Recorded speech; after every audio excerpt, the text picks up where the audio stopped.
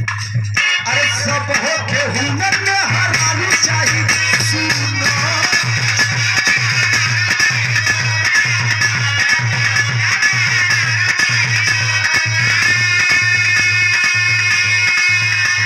अरे सब हो के हुनर में हरानी चाहिए सुनो।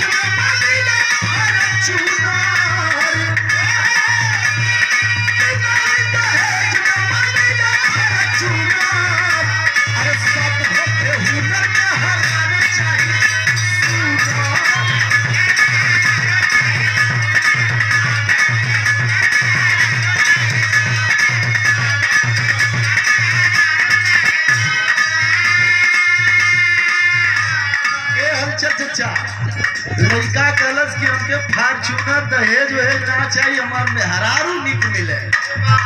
अगर मेहरारू निक मिल जाई तो भोलेनाथ हम का करब? यदि मेहरारू हम प्यारी होई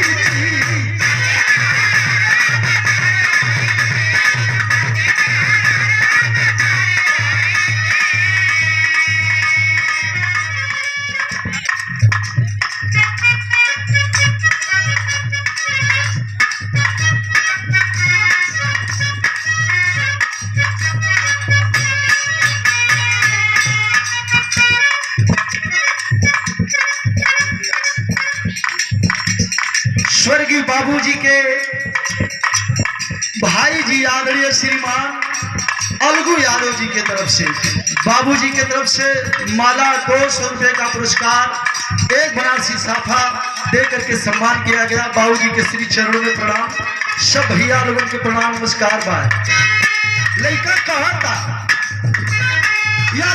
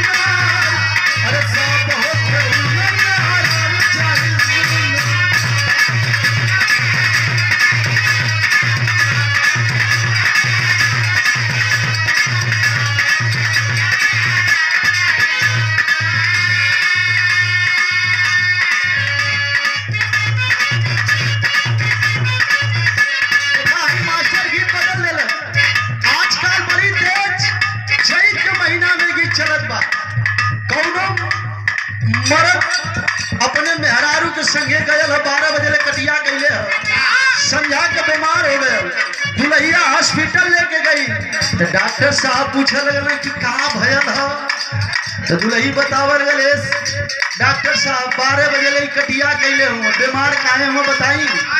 क्या कहतिया दुल्ही जम्हाई देता रे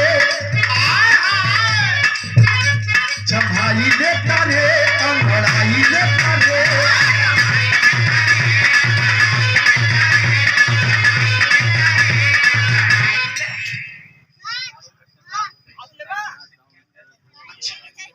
सरदारों के सरदार श्री गोटई सरदार ऐतिहासिक धरती सिकिया की पावन धरती से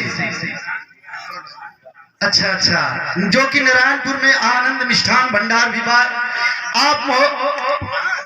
आनंद बहार मिष्ठान भंडार आपके तरफ से माला और 200 रुपए का पुरस्कार चरणों में प्रणाम, सब भैया लोगों को प्रणाम।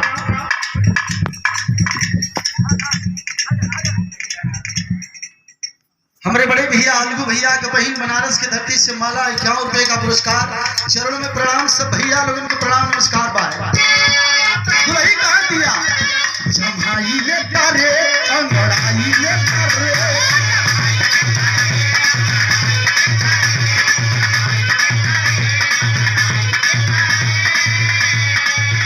जब उठे दर्द दवाई ले करे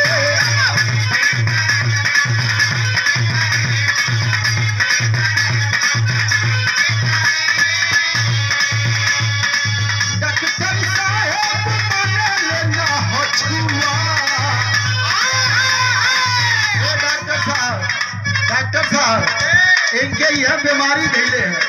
अरे डॉक्टर साहब